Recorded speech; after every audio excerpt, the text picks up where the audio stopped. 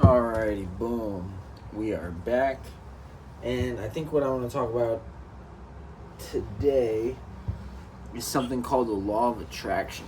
So, recently I decided to start living my life the opposite of how I lived my life the entire time beforehand.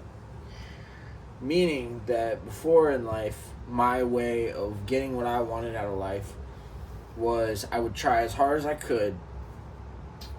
I would put on the strongest persona.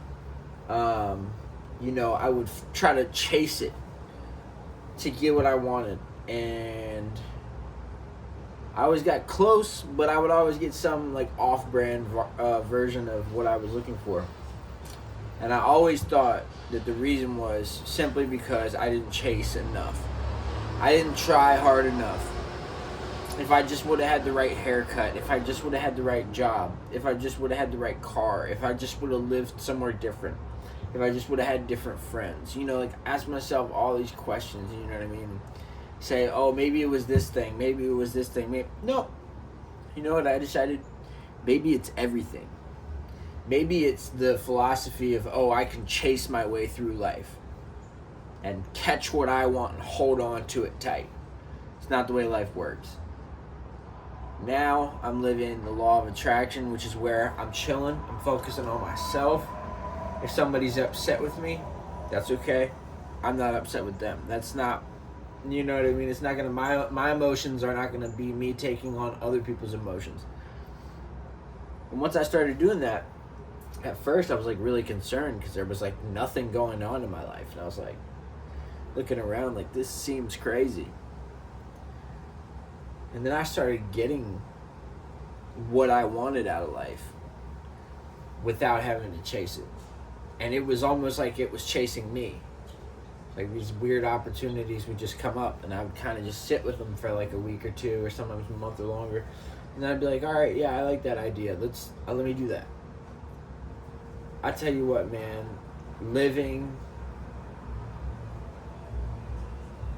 focusing on my own house being clean, and then looking out some windows and be like, oh, all right, yeah, this is cool. It's different. It's a magical feeling. You know?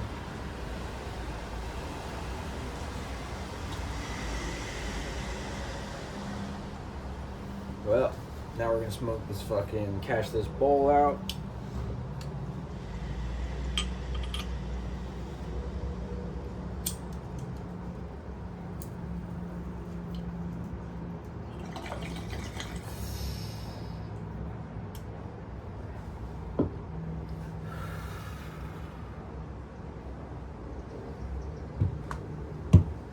Where the fuck is that at?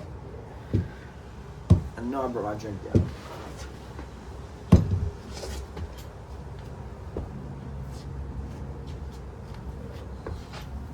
Got my Dr. Pepper.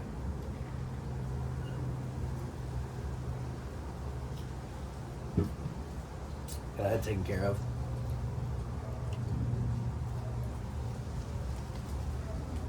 Alright, so I had this cool mentor one time, and he would always say, joy shared is joy doubled, pain shared is pain cut in half. I always thought that was pretty interesting.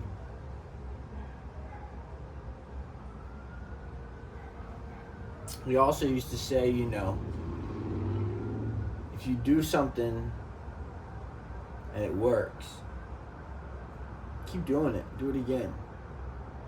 If you do something all day, if you have a day planned out where you do something specific, a protocol all day, and you get good results, don't stop. Do it again tomorrow. If 7:30 is a good wake-up time for you, and you feel better waking up at 7:30, wake up at 7:30. If going for a morning run feels good for you, go for a morning run. If going for a walk after you get off work, if that helps, then that helps. You know what I'm saying, man?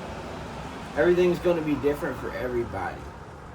That's why, I have the same, similar values as some people, but I don't believe that there's like a method that's gonna fit for everybody.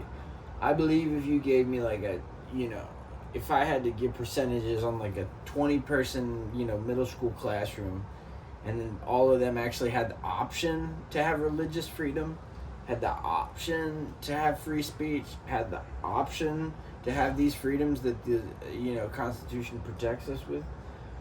The thing is that we live in a world that is controlled by the hyper-religious for the purpose of mongering their fear.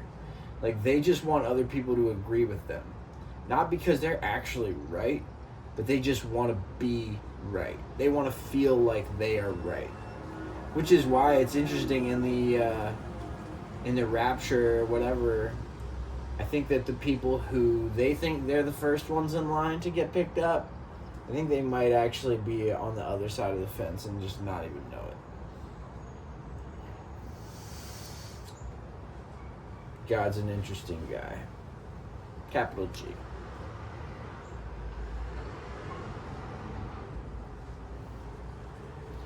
He's definitely an interesting guy. Eye in the sky, looking at you, I can read your mind. I'm a maker of rules, living with fools, I can read your mind. It's by Alan Parsons. Bet y'all don't know shit about that. Alan Parsons? Only the most inventive sound engineer of all fucking time. Absolute pioneer in the field of analog music recording.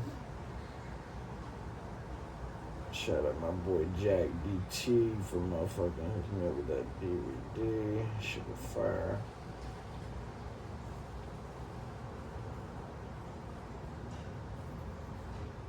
So wild, man. It's so wild, dude.